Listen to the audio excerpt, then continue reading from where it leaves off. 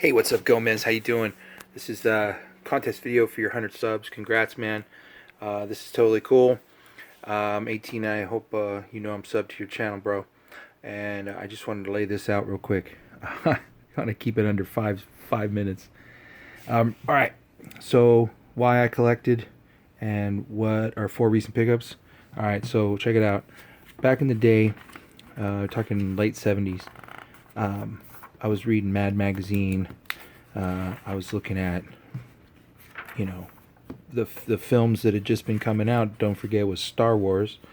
So I was just inundated with these magazines and sci-fi and stuff like that. And they always had a very strong comic kind of content to them. But it really was when I hit the black and white. Well, I got a better example. The black and white sections in here, and I was just like, wow, that's really cool. The art was real detailed, because you just have the play against black against white, and it's just stark, some of the things that you can get and represent. And of course there was Richard Corbin, and which is his den work, and I've always been a huge Corbin fan, but it was this kind of a book, heavy metal, that led me into collecting Cerebus, which was an indie title back in that time period. It started at the very end of '77. I don't think I started reading it, honestly, until about 1980, but I read that book for 24 years. It ended in 2004. It went 300 issues, and that was how, or touted as why it was going to be written, to do a 300 issue series and to show the entire arc of a character's life. Some influential things, or why I started collecting, it's really this book right here, Fantastic Four 193, the story of Darkoth, the Death Demon, fighting his good friend Ben Grimm. A lot of pathos, a lot of stuff going on, a lot of conflict. Great cliffhanger ending. What happened? I didn't know. When I was a kid, we used to go on these fishing trips, and I was always allowed to get like one of those 3 packs of Marvel comics or DC or whatever was available. But I remember reading in the camper at night these issues over and over, and I just wanted to know what happened in the next issue. So it wasn't until a few years or so later that a comic store opened in my area, and I actually got the next issue. And I find out that the character was Diablo, was controlling him with this serum and this whole thing. And oh man, it was just so great. And I just love Diablo as a villain. And that kind of really made me aware of comics as a medium. That there was this monthly thing where you could read this story and it all worked and it was great. And that's what really led me to collecting. I tend to be a complete run collector. I just try to stay on top of stuff Wednesdays. But really it led me to stuff like this, to appreciate this right here. And this is my Diablo first appearance, Fantastic Four 30. That is just in beautiful shape. If it's not a 9.4, then man, I don't know. I don't know what's going on.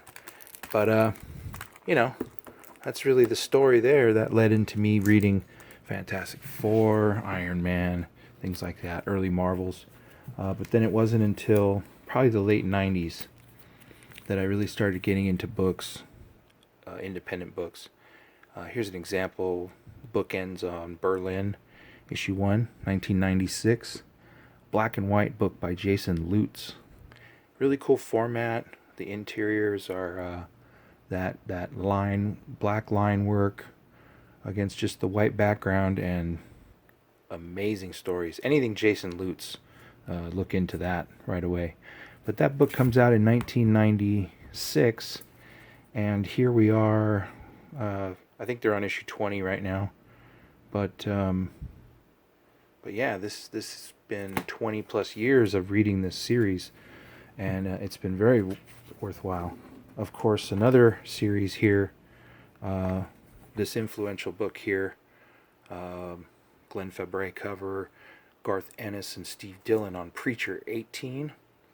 This is the story of particularly of how he got his lighter, or his dad actually, who got the lighter and gave it to him. But this showed me so much about comics, that they could talk about the Vietnam War, and they could talk about, you know, how the troops were treated and things like that. You know, I mean, the cultural aspects of representing comics. But amazing issue 18. And of course, as you know, the success of comics in television and whatnot, that spawned the series. But yeah, Preacher. And then last but not least, some of the recent pickups. I mean, I always try to find near mint Preachers, because when you go back and look at your run, sometimes you realize some issues are a little beat. So there's that. Number 3, Preacher. I said I was going to get this Jessica Jones cover B, and I just really liked it, and circled back and got that. This came here, first Marvel variant on Marvel Zombies. Number 1, the swipe of Spider-Man 13. This book here came with that Marvel Zombies 233 Thor.